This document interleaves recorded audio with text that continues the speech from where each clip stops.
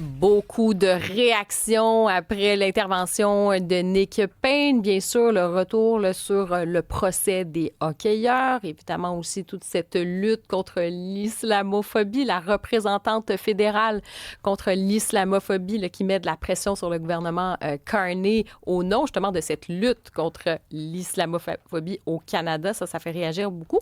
On va aller voir Cybèle Olivier. Je vais commencer avec El Gawabi parce que on n'a pas reçu tant que ça de commentaires. Je vais t'en lire un. Quelqu'un nous dit « Madame El Gawabi est une associée du multiculturalisme canadien et abuse en permanence de la Charte des droits victimaires créée par l'unique Pierre Elliott Trudeau. Cette femme devrait être foutue à la porte. » Alors ça, c'est ce qui concerne Madame El Gawabi.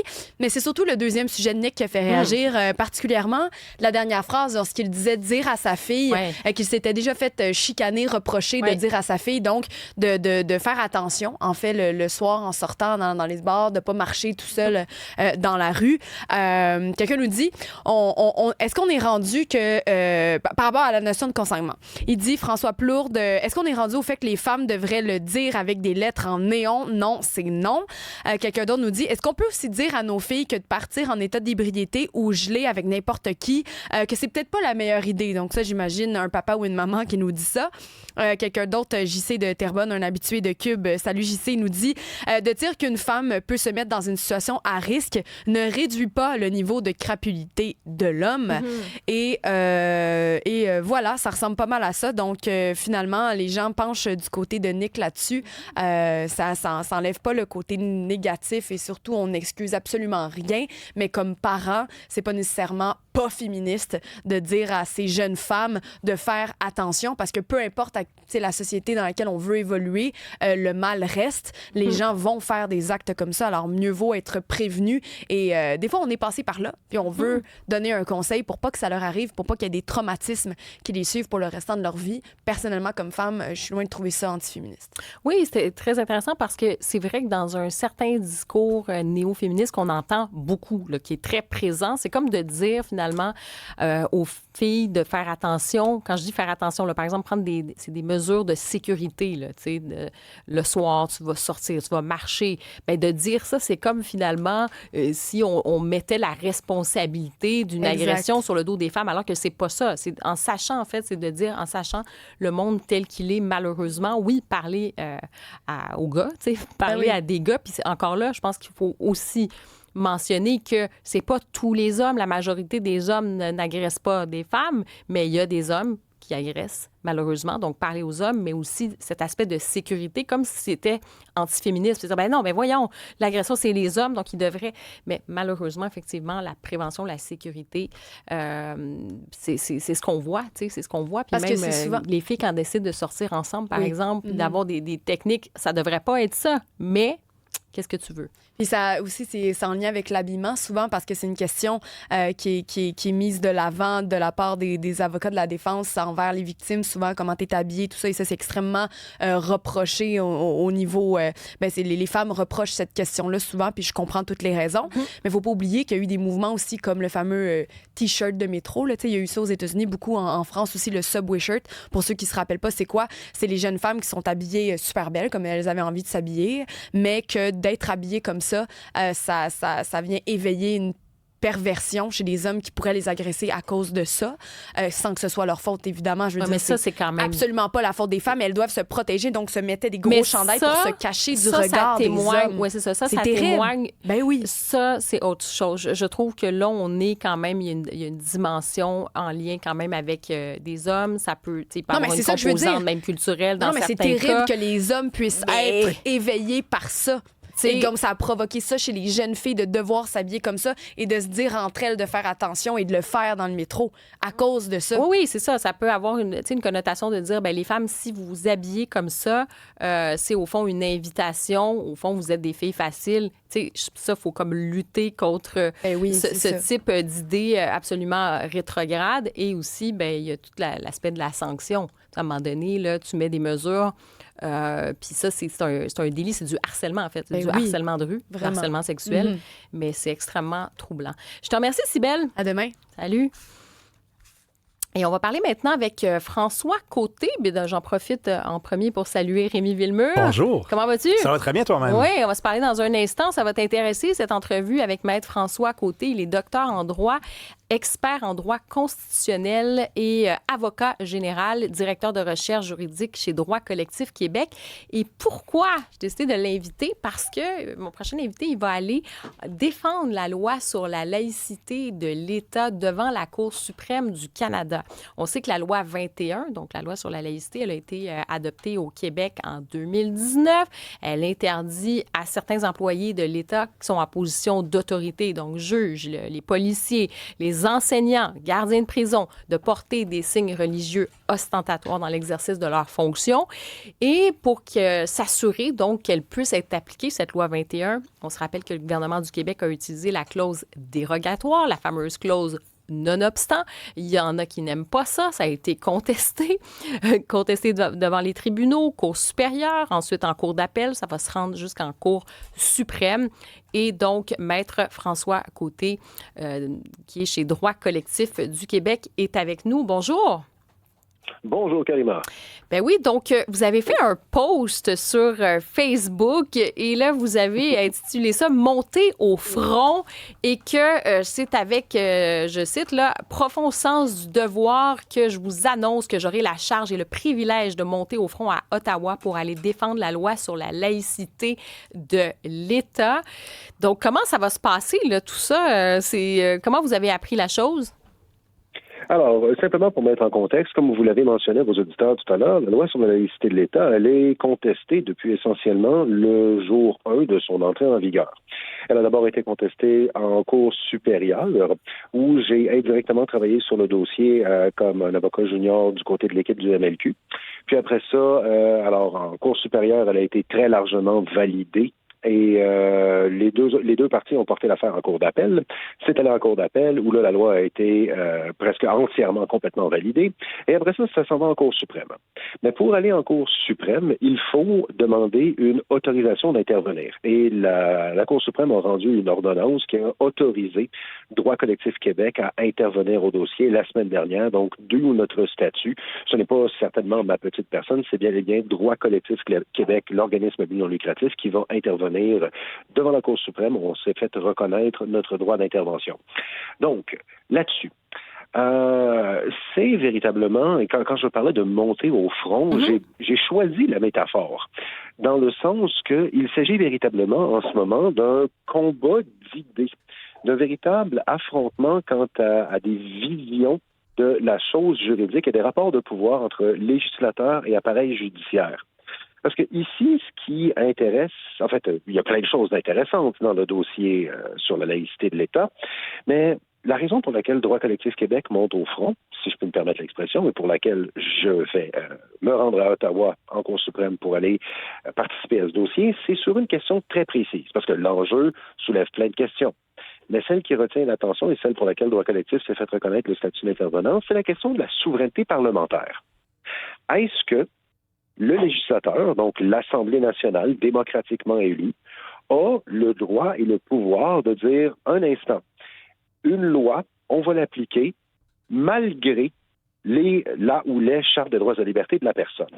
Est-ce que cette chose qu'on appelle la souveraineté parlementaire, également, comme vous l'avez mentionné, appelée sous clause non-obstant ou disposition dérogatoire, ce sont des termes synonymes, donc, est-ce que Québec pouvait valablement s'en servir à ce moment-là? Ou au contraire, est-ce que la Cour suprême devrait tempérer, devrait limiter la capacité du Québec d'invoquer la souveraineté parlementaire au nom de la Charte canadienne? Il y a véritablement un conflit de vision du droit sur le rapport qu'entretiennent les tribunaux et le législateur dans la question du dernier mot du droit en société. Et c'est notamment pour aller défendre la souveraineté parlementaire et le droit du législateur du Québec d'avoir le dernier mot dans des questions de haute importance sociale que Droit Collectif va rejoindre le débat en intervenant en Cour suprême. Oui, c'est ça, c'est intéressant parce que, au fond, cette clause-là, ça permet quand même au Québec, justement, d'aller de l'avant avec certaines lois. Et on le sait que le Québec n'a pas signé la Constitution. Ça fait partie aussi de ses outils. C'était une forme de contrepoids, si vous voulez, aussi. En fait, c'est un peu plus complexe que ça. Je vais résumer en 1 minute rapidement. Alors, la Constitution de 1982 qui s'est fait imposer au Québec sans consentement. Le Québec, on avait déjà notre propre Charte des droits et libertés à ce moment-là et on ne voulait pas de la Constitution de 1982 ni de la Charte canadienne. Et d'ailleurs, même une des raisons pour laquelle on a évoqué la disposition dérogatoire contre la Charte québécoise et la canadienne, donc les deux en même temps, c'est tout simplement que, empiriquement, là, c'est mesuré. Depuis 1982, la jurisprudence rendue au nom de la Charte canadienne, dans bien des cas, vient tout simplement capter et subjuguer celle rendue au nom de la Charte québécoise. Absolument. C'est exactement ce qui avait eu lieu dans les années 80 avec l'arrêt Ford. Donc, c'est essentiellement pour dire qui a le dernier mot dans la conception même de ce que devraient être les libertés fondamentales au Québec. Et ça, vous venez de le mentionner tout début. Vous avez dit, cette charte canadienne qui a été imposée au Québec sans son consentement. C'est exactement ça. Parce que quand on regarde les libertés fondamentales, il y a une question gigantesque. C'est la question de l'interprétation. Qu'est-ce que ça veut dire, au juste, le mot égalité? Qu'est-ce que ça veut dire, le mot liberté? Si on parle, par exemple, de l'égalité, est-ce que c'est l'égalité de chance en amont ou l'égalité de résultat en aval? Est-ce que la véritable égalité, c'est d'avoir une même règle pour tous? Ou est-ce que c'est de faire des accommodements raisonnables qui varient d'une fois à l'autre pour accommoder les différentes revendications subjectives? Est-ce que la religion, par exemple, est-ce que la religion, c'est une affaire qui est ultimement subjective et personnelle, ou est-ce que c'est quelque chose qu'on peut aborder universellement et objectivement en société?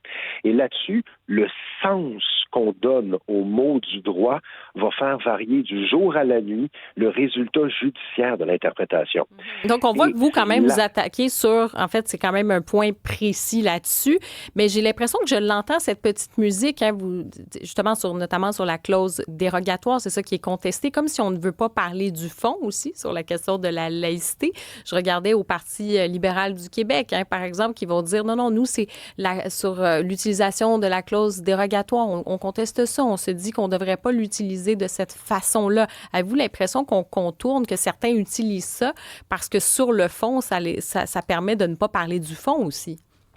Je ne peux pas présumer des intentions d'autrui là-dessus, mais effectivement, ça m'apparaît être une manière de limiter le débat à ce seul enjeu qui, pour certains, peut apparaître technique. Soit dit en passant, ça ne l'est pas. C'est tout sauf technique. C'est vraiment toute la question du pouvoir ultime en démocratie entre le législateur élu et le juge non élu. Mais pour revenir à la question la question libérale, et libéral fédéral, libéral provincial, les deux formations épousent un peu plus ou moins la même position. On ne parle pas du fond.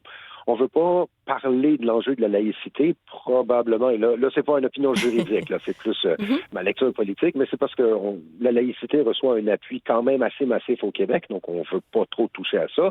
Et on sort la question de la souveraineté parlementaire, la lutte contre le populisme, les tribunaux gardiens des libertés civiles et ainsi de suite. Donc, c'est une manière d'aborder la question sans véritablement l'aborder. Mais à tout événement, en Cour suprême, enfin, je ne peux pas parler à la place d'un futur qui n'a pas encore eu lieu, mais normalement, l'essentiel du débat devrait avoir lieu en bonne partie sur la souveraineté parlementaire. Donc, c'est pas non plus totalement un détournement parce que l'enjeu en Cour suprême va en parler. Mm-hmm. Et là, comment vous allez vous préparer pour tout ça, là? Eh bien, ça fait déjà des années qu'on est préparé à cela. Comme je vous l'avais mentionné, je suis directement ou indirectement dans le dossier depuis qu'il est en cours supérieure. Alors là-dessus, on va avoir un mémoire à produire et à déposer en cours et, attention, on va avoir toutes 5 minutes. Donc, chaque mot va être calibré. Vous allez vraiment devoir être efficace et précis. Absolument. Donc, l'entrevue que j'ai avec vous en ce moment, là, les juges m'auraient déjà dit merci, Maître Côté, on passe au suivant. Donc, c'est bon, vous allez pouvoir peaufiner vos arguments. Et très rapidement, on va sortir un argument parmi d'autres et qu'on a déjà sorti à bien des égards auparavant, c'est que j'ai réalisé avec le professeur Rousseau il y a quelques années une étude justement sur l'usage de la disposition dérogatoire de la souveraineté parlementaire au Québec. Et, eh bien, c'est révélateur d'un mode de pensée et c'est révélateur d'un fonctionnement politique et parlementaire différent. L'ensemble du Canada fédéral et toutes les provinces anglo-canadiennes, depuis 1982, a utilisé la disposition dérogatoire un grand total de 5 fois. Le Québec, dans la même période, plus de 100. Donc, il y a véritablement une différence de conception de la souveraineté parlementaire, du rôle des juges dans la définition des libertés civiles, dans le pouvoir d'un gouvernement élu par son peuple d'adopter des mesures communes. Et là-dedans, on a véritablement au Québec une vision différente de la chose. Et c'est pour ça qu'on invoque la souveraineté parlementaire, parce que ne l'oublions pas, dans la Constitution canadienne, le Québec est une société distincte avec son propre système de droit et il lui est reconnu une certaine autonomie juridique. Et c'est pour reconnaître et faire reconnaître cette autonomie juridique que le Québec emploie la souveraineté parlementaire et c'est pour faire reconnaître cette souveraineté parlementaire et par l'autonomie juridique du Québec qu'on monte jusqu'en Cour suprême pour défendre la capacité du peuple québécois par et au travers de son propre législateur, d'adopter des lois qu'il estime, lui, tout à fait respectueuses des libertés civiles, sans avoir à se faire reprocher de ne pas nécessairement être conforme ou d'adhérer à un modèle qui n'est pas le sien. Le sien, effectivement, tout à fait. Mais maître, qui n'a jamais été adopté démocratiquement par le peuple québécois. Bien, maître François Côté, vous avez, comme on dit, encore une fois, du pain sur la planche. C'est quand même tout un mandat et d'ailleurs, vous l'avez mentionné là, dans votre publication, hein, je sens le poids de cette importante responsabilité, là, vous dites, dans toute son ampleur et vous souhaitez, en fait, vous dites que vraiment vous allez en être digne. Bien, merci d'avoir été avec nous et puis on va suivre ça de très, très près, cette plaidoirie. Merci à vous. Ça fait un plaisir. Au revoir. Au revoir. Rebonjour Rémi. Rebonjour, Ben carrément. oui, c'est tout un mandat. Tu sens quand même légèrement un peu de pression. Tu as 5 minutes, puis il faut que tu ailles plaider ta cause. Il y a des gens qui ont des vies particulières. Hein? C'est pas fait pour tout le monde. Là, en Cour suprême, on dirait du speed judging, je sais pas trop. Là. Mais j'ai bien aimé ce qu'il a dit. Hein? Parce qu'il y a toute cette idée selon laquelle ceux qui tiennent mordicus à la loi 21 le font pour des raisons politiques, voire idéologiques. Cet homme-là, qu'est-ce qu'il nous dit? C'est non, je le fais parce que le Québec doit faire respecter sa souveraineté parlementaire. Il serait allé à la Cour suprême pour une autre loi qui serait menacée par le gouvernement fédéral, parce que, n'ayons pas peur de le dire, la Cour suprême, c'est le gouvernement fédéral. Les deux sont main dans la main. C'est même pas caché. Donc, chapeau aux hommes qui se tiennent debout pour le Québec, aux hommes et aux femmes qui se tiennent debout pour le Québec, peu importe leur allégeance politique. Tout à fait. Donc, en tout cas, on va surveiller ça parce que c'est vrai, c'est quand même un gros dossier, puis ça va, je pense que ça cristallise énormément de choses. Là. Tu sais, c'est le Québec qui essaie d'avoir son propre modèle, qui a ses institutions, qui veut proposer quelque chose. Tu sais, on parlait de la forme, mais il y a le fond aussi, tout ça, puis cette difficulté de s'assumer puis de faire respecter aussi le choix des Québécois qui ont voté. Tu sais, il y a toute cette idée selon laquelle les Québécois sont des lâches, sont pas suffisamment batailleurs.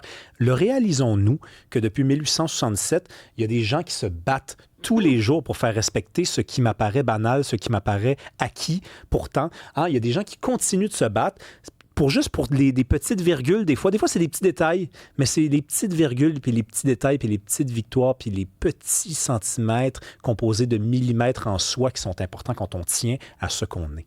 Bon, je tiens à ce que tu restes avec nous, parce qu'on se reparle dans quelques instants. Merveilleux.